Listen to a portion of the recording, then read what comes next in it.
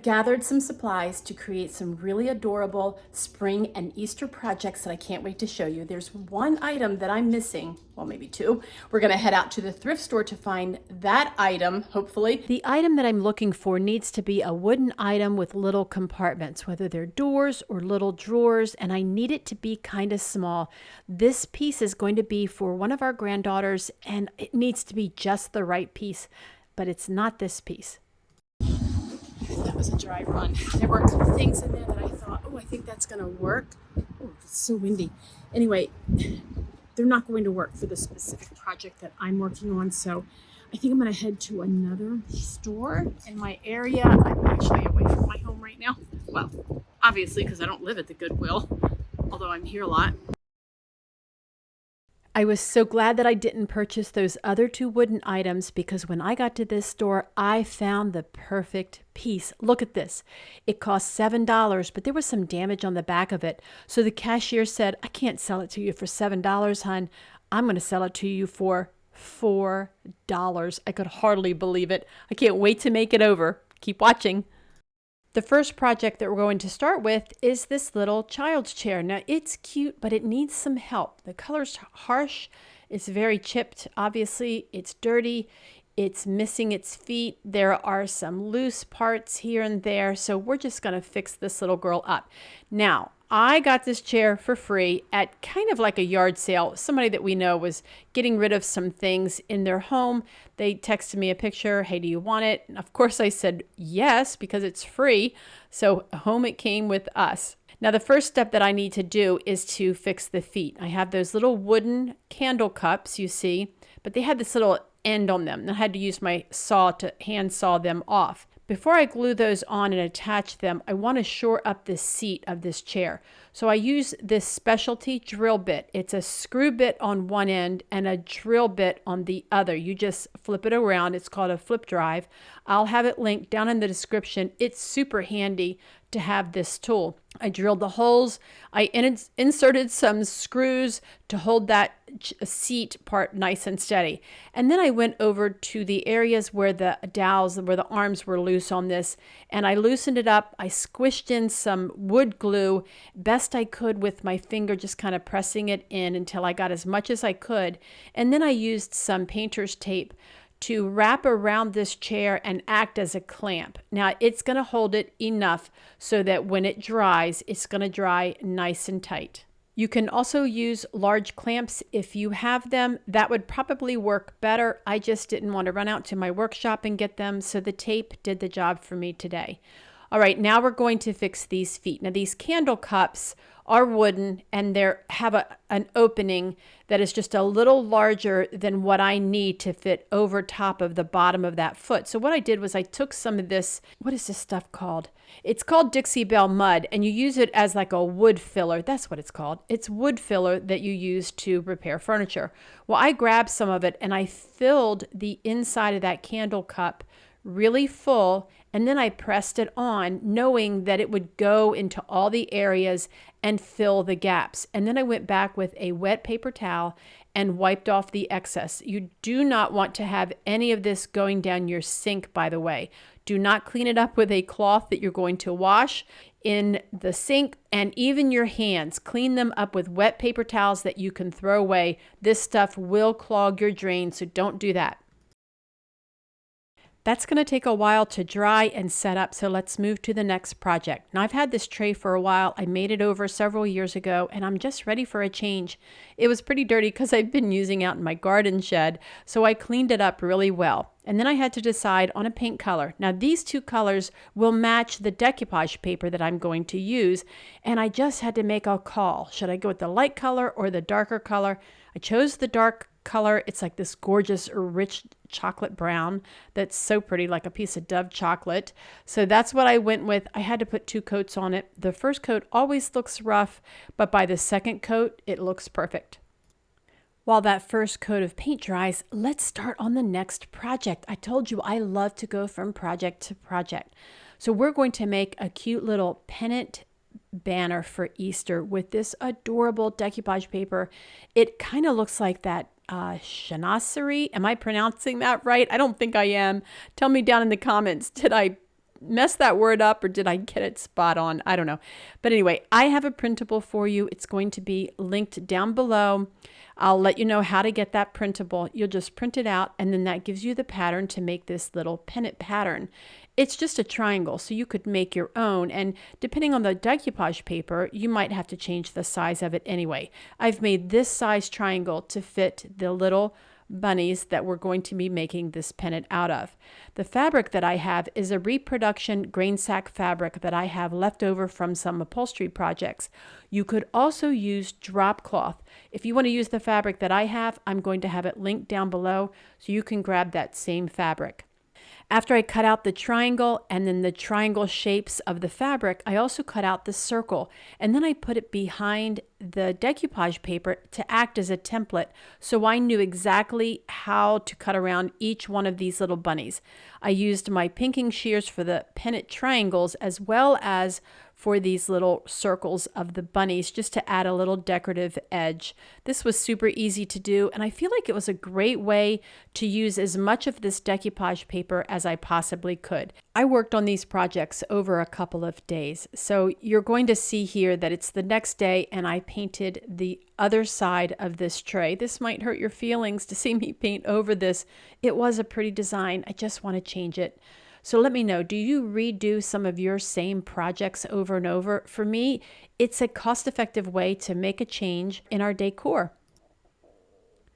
While that tray dries, let's clean this purple chair. So I'm using a TSP alternative that I've mixed up in this spray bottle along with a damp microfiber cloth. Now, between the two of these things, they really clean this chair. You're going to see this white cloth. Look at that. Look how dirty that is. Oh my goodness. So I'm so glad that we cleaned it before we paint it in this beautiful powder pink color. Now, here's a tip. If you're painting chairs, turn them upside down and paint the underside first, because you will miss spots if you don't. When I turned that chair upside down, one of the little candle cups popped off, and you can see it made a perfect little mold almost. So I just used some wood glue, pressed it back on, and I checked each one of those candle cups to make sure that they were secure. The other three were fine. It was just that one. So it's going to glue and set up just fine.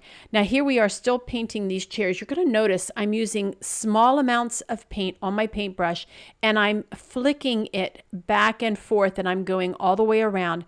That's a great way to paint a spindle or like the legs on this chair, anything like that. You want to be sure when you're painting that you don't have drips on the underside. So keep that in mind as you're painting. Keep in mind what's happening on the other side of what you see so that you don't have big drip marks. It's time to work on this adorable little cabinet that I paid only $4 for. We're going to use paint and decoupage paper and just make it look adorable. Now, it had wire between the doors there, but my husband removed the wire and then he replaced it with thin pieces of wood to give it a solid surface. I need that for the decoupage paper. All I had to do was a little bit of sanding, and then here's the repair that the lady knocked off $3. I paid $4 for this piece, and this is all it was some veneer peeling. I put some wood glue under it, and then I used my masking tape trick to hold it down, and I allowed it to dry for several hours, and it was as good as new.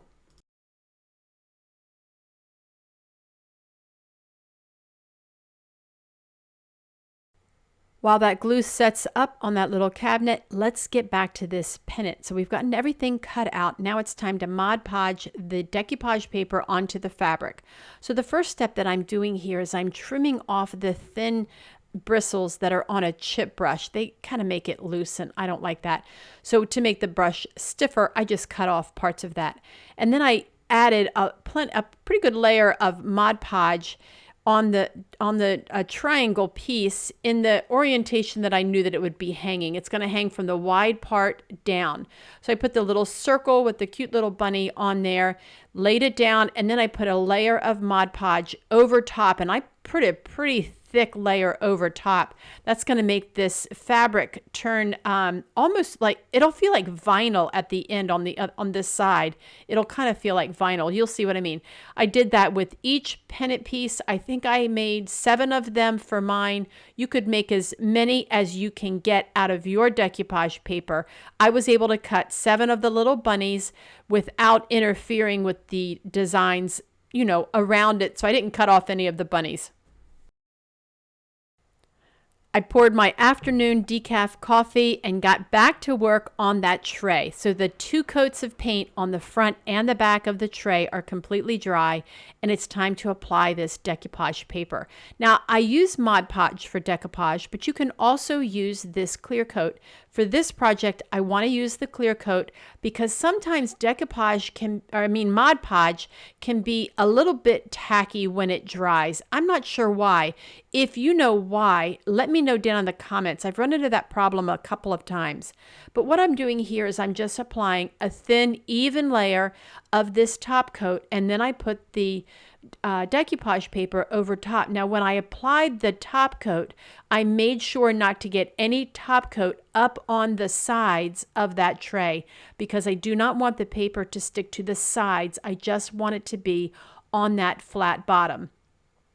So I applied half of, the clear coat on half of the tray, and then I lifted that paper and I applied the rest of it. This is just a good way for me to work. If you're able to work faster than I am, you might not have to do that step. For me, this is just an easier way to do it. And then I pressed into the corners. I had that little stick in my craft room that I used to press all the way into the corners. I want to make sure that that paper gets all the way to the edges.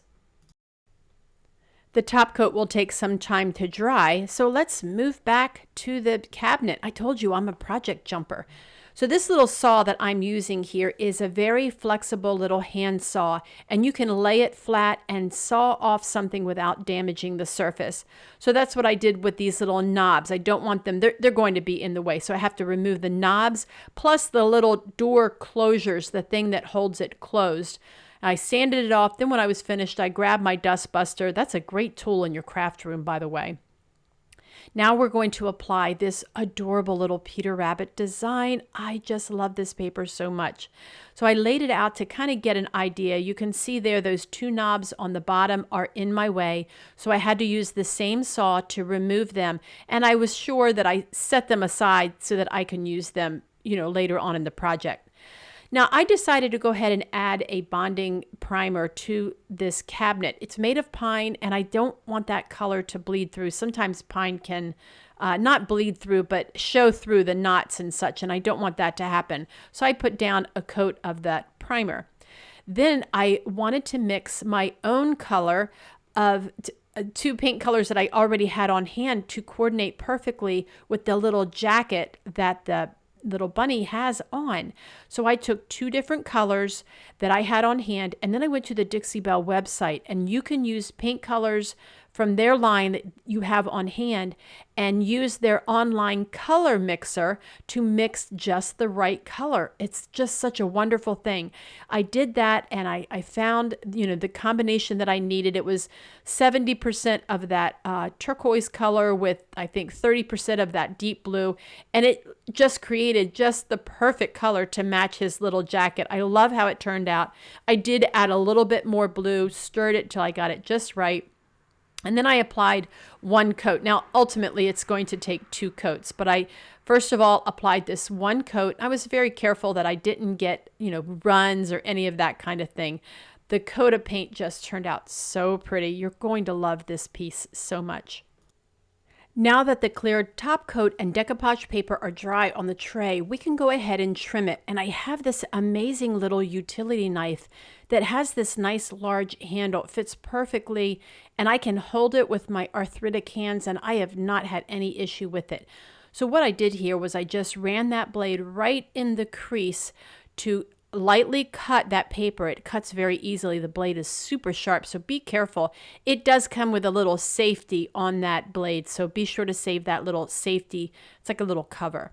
You can also use that same stick that I used earlier to press into the corners the decoupage paper into the corners as a guide along the edge. That way you know that you're not going to, mess up your cut. You're going to have a nice clean cut. Once it's all cut, I applied 2 coats of this clear coat to the top to just really protect it. This is a serving tray, so it will get wet, and I have done this before, and it really does hold up well. I've used this top coat on trays for many other projects.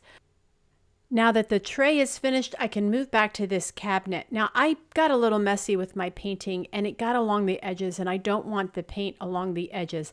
A lot of you have told me in previous videos that you do paint the edges and the undersides of things. I don't always do that. I did on that chair, but I don't always do it. I like some of the old finish to also show. So on this piece, I decided not to paint the edges.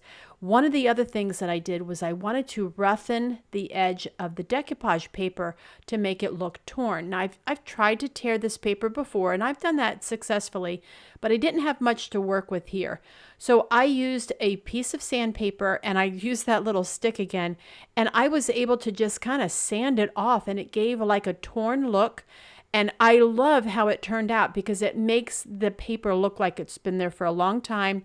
And I don't have that sharp, clean edge. You see there, it just is kind of rough looking. I think it looks perfect. I laid it out and kind of centered it where I wanted it to be.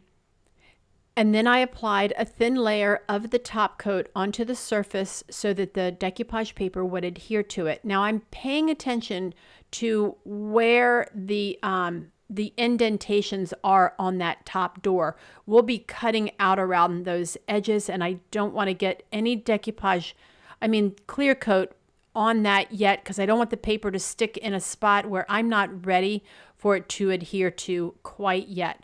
So I applied that down on the bottom half of this. I did have to lift it up and straighten it. I got a little crooked. So you have a little bit of working time here when you're working with the clear coat as well as with this decoupage paper. That decoupage paper, by the way, is really strong. It's hard to tear. You can see that. And so it really does hold up well. I smoothed out all the bubbles, and then I went back to work on the front.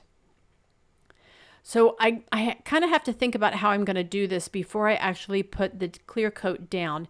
And I need to cut part of this before I put any more of that decoupage. I'm sorry, I keep saying decoupage. I mean clear coat, because I don't want it to stick in a place that I'm not ready for it to stick on.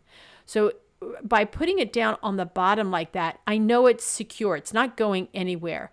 Then I can grab that same little utility knife and cut the edges. I just was able to run that knife right along the edge of the indentation on that top cabinet door. I could feel it with the knife and just carefully run it along that edge. And then I knew that I was doing a good job of cutting it.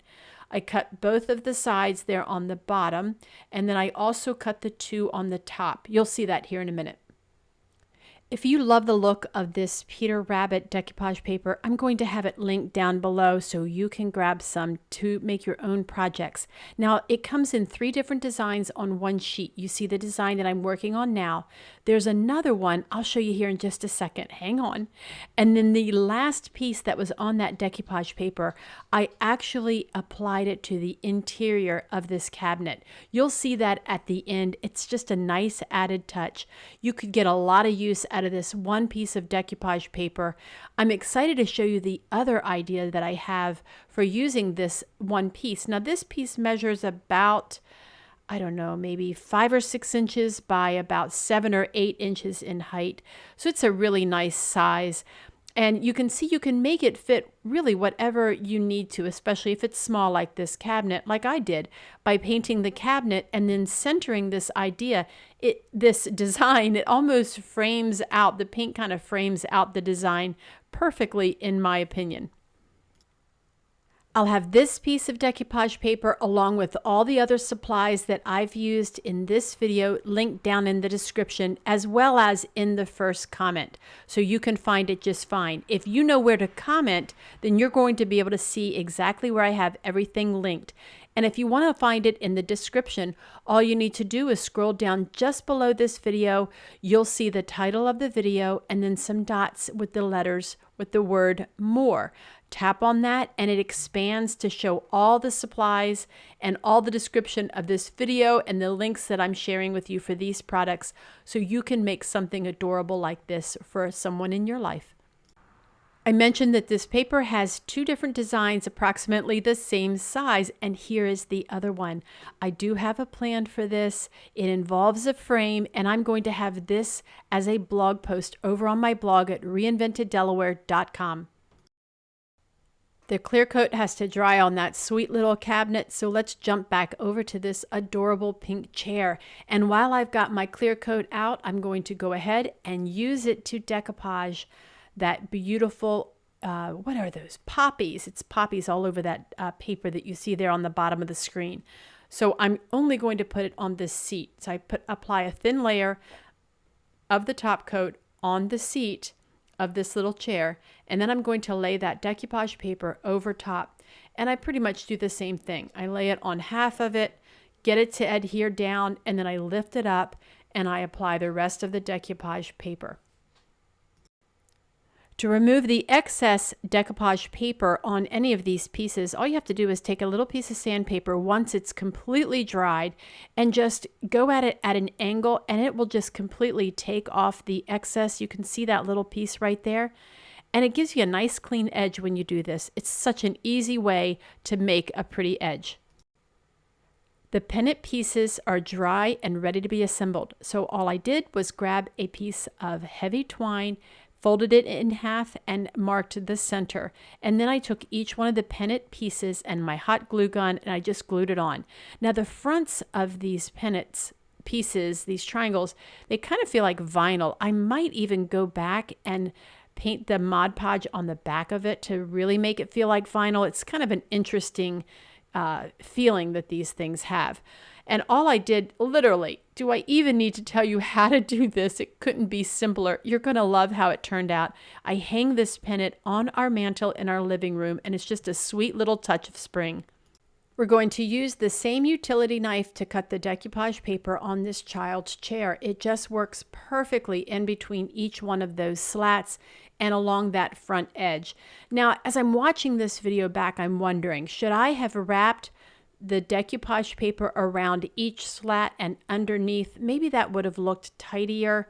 I don't know. Let me know what you think down in the comments. I'd like to hear what you think about that.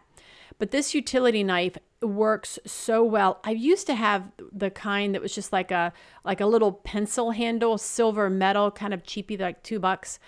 But the problem is I have a hard time holding onto it with the arthritis that I have in my hands.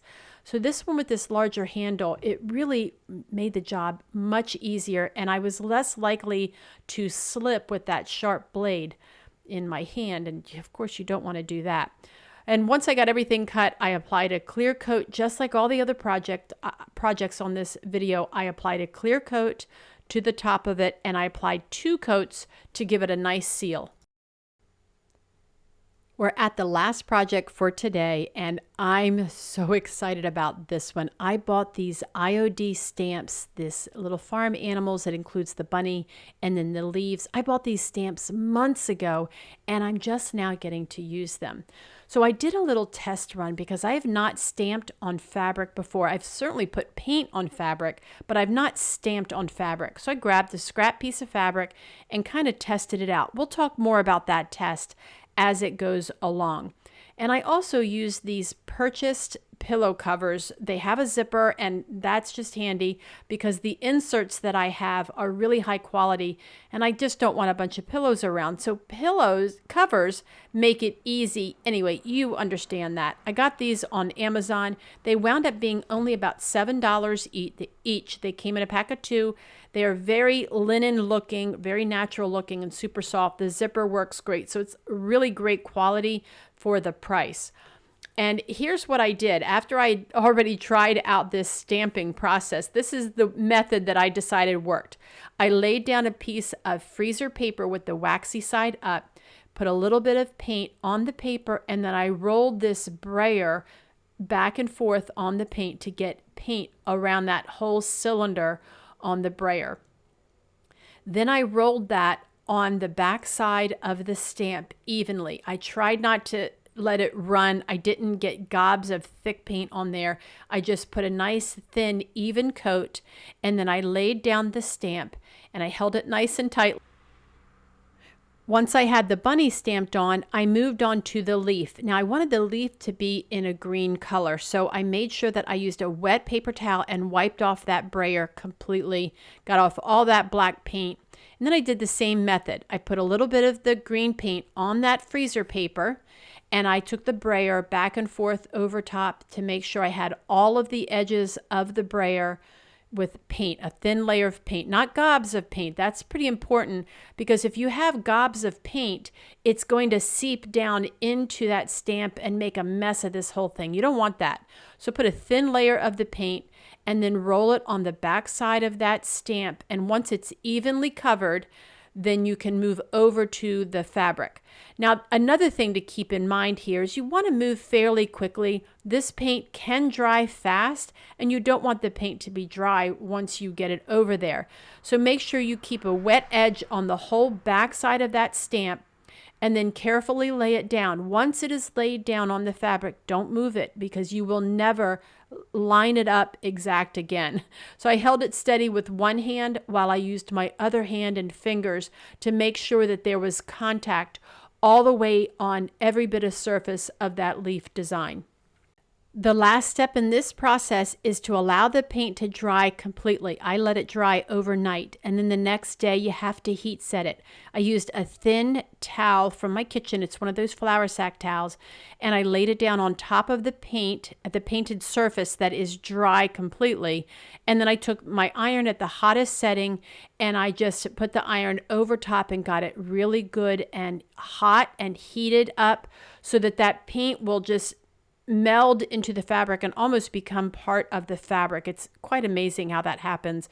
I've put lots of paint on fabric. This really washes up well. And if you remember that beginning sample that I showed you, the little bunny I did not heat set and it washed out, but this sheep I did heat set and it has stayed permanent. It's time to sit back and enjoy the results of all the hard work we did today. What am I saying? That wasn't hard work. That was fun work. Don't you think so? I'm going to play some music and let's just kick back.